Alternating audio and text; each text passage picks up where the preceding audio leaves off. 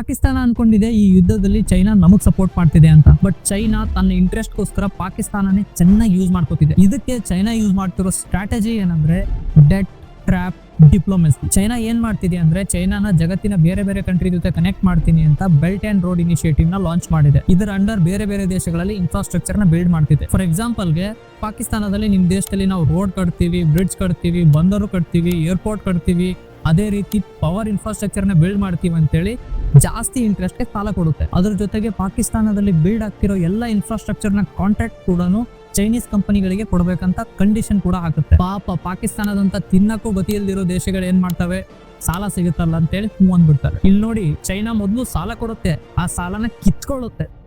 ಹೆಂಗಂದ್ರೆ ಪಾಕಿಸ್ತಾನದಲ್ಲಿ ಎಲ್ಲ ಇನ್ಫ್ರಾಸ್ಟ್ರಕ್ಚರ್ ಬಿಲ್ಡ್ ಮಾಡೋದು ಚೈನೀಸ್ ಕಂಪನಿನೇ. ಇದರಿಂದ ಲೋಕಲ್ ಅಲ್ಲಿರೋ ಪಾಕಿಸ್ತಾನಿಗಳಿಗೆ ಎಂಪ್ಲಾಯ್ಮೆಂಟೇ ಸಿಗಲ್ಲ. ಚೈನಾ ಈ ಏರ್ಪೋರ್ಟ್ ಬಂದರುಗಳನ್ನು ಕಟ್ಟಾದ್ಮೇಲೆ ಸುಮ್ಮನೆ ಇರುತ್ತಾ? ಪಾಕಿಸ್ತಾನಕ್ಕೆ ಕೇಳುತ್ತೆ, ನೋಡಪ್ಪ ನಾನು ಕೊಟ್ಟಿರೋ ಸಾಲ ಕೊಡು, ಜೊತೆಗೆ ಇಂಟ್ರೆಸ್ಟ್ ಕೊಡು ಅಂತಾನು ಕೇಳುತ್ತೆ. ಒಂದ್ ವೇಳೆ ಈ ಕಟ್ಟಿರೋ ಏರ್ಪೋರ್ಟ್, ಬಂದರುಗಳು, ರೋಡ್ ಇನ್ಫ್ರಾಸ್ಟ್ರಕ್ಚರ್ ಏನಾದ್ರು ರೆವಿನ್ಯೂ ಜನರೇಟ್ ಮಾಡ್ಲಿಲ್ಲ ಅಂದ್ರೆ ಚೈನಾ ಇವನ್ನೆಲ್ಲಾನು ಲೀಸಿಗೆ ತಗೊಳುತ್ತೆ. ಇದೇ ರೀತಿ ಶ್ರೀಲಂಕಾದಲ್ಲೂ ಆಗಿದ್ದು. ಶ್ರೀಲಂಕಾದ ಹಂಬನ್ಟೋಟ ಪೋರ್ಟ್ ನ 99 ವರ್ಷಕ್ಕೆ ಚೈನಾ ಲೀಸ್ ಹಾಕಿಸ್ಕೊಂಡಿದೆ. ಈಗ ಪಾಕಿಸ್ತಾನದ ಜೊತೆನೂ ಇದೇ ಆಟ ನಡೀತಿದೆ. ಬಟ್ ಪಾಕಿಸ್ತಾನಕ್ಕೆ ಗೊತ್ತೇ ಆಗ್ತಿದೆ.